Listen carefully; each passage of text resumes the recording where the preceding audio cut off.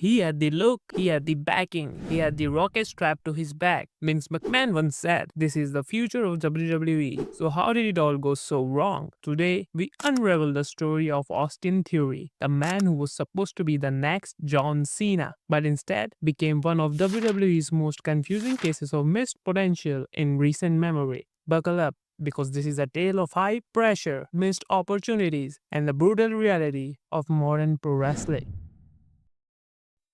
Before the bright lights of the WWE, before the selfies, before the briefcase, he was just a kid with a dream. Austin White was born on August 2, 1997 in McDonough, Georgia. Growing up in a quiet town in the American South, he was a lifelong wrestling fan. His childhood heroes, Triple H, The Rock, and most of all, John Cena.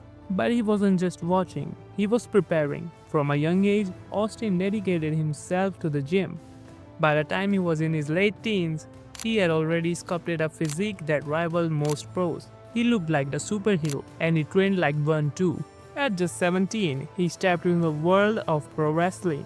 He started training at WWA 4, an independent wrestling school in Atlanta, Georgia, where he was mentored by A.R. Fox, an indie standout who taught him not just how to wrestle, but how to perform. It didn't take long for Austin Theory to make noise on the indie scene. Promotions like Evolve, FIP, and Progress Wrestling began booking him, and everywhere he went, he stood out, not just because of his looks, but because he got it. He could cut promos, he could sell, he could carry himself like a star, and in 2019, just 5 years after his debut, WWE came calling.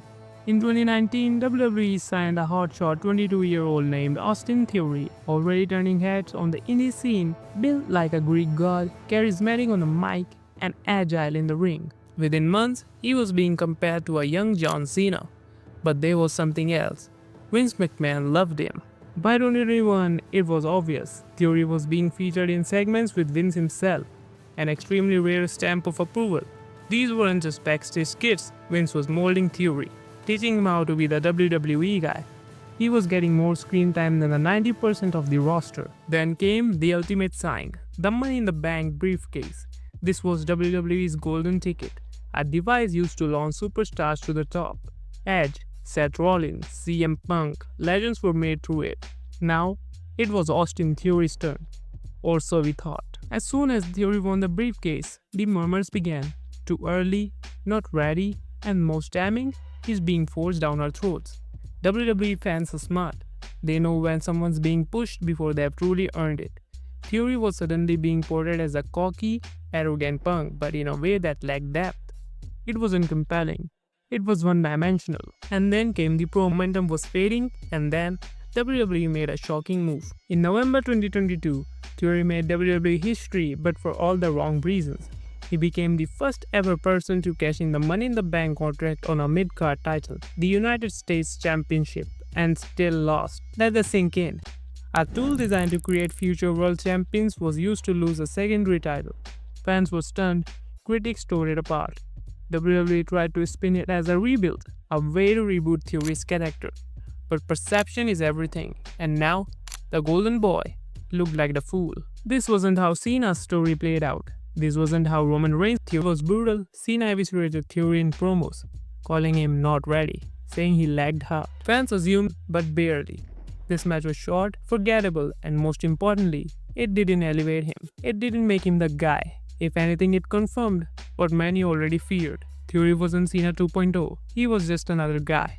And that's when the downfall truly began. In the month that followed, Theory quietly slid down the card. He dropped the US title. He lost TV time. He stopped being a focal point. WWE gave him new themes, new gear, even paired him with Grayson Waller in a tag team. But none of it reignited the fire.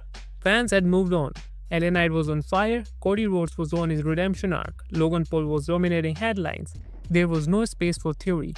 And the man once billed as the future was now a question mark. Not a bad wrestler, not a joke, but certainly not the next Cena. So what went wrong?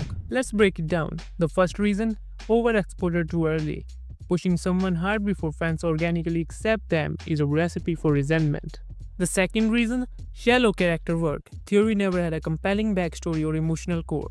Cena worked because we believed in his hustle. Theory felt scripted. Third reason, creative inconsistency. The failed cash-in, a short mania match, and sudden character shifts all contributed to audience disconnect.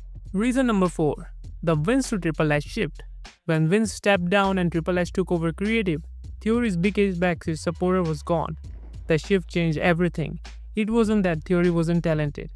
It's that WWE didn't lay the foundation right, and once the structure cracked, there was no saving the tower. But here's the thing about wrestling, it's never over.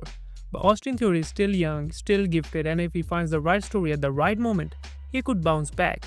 But as of now, the man who was supposed to be the next John Cena is stuck in his shadows of what could have been. This was his rise, this was his fall, and this is a reminder that in WWE, potential means nothing without execution. Thanks for watching.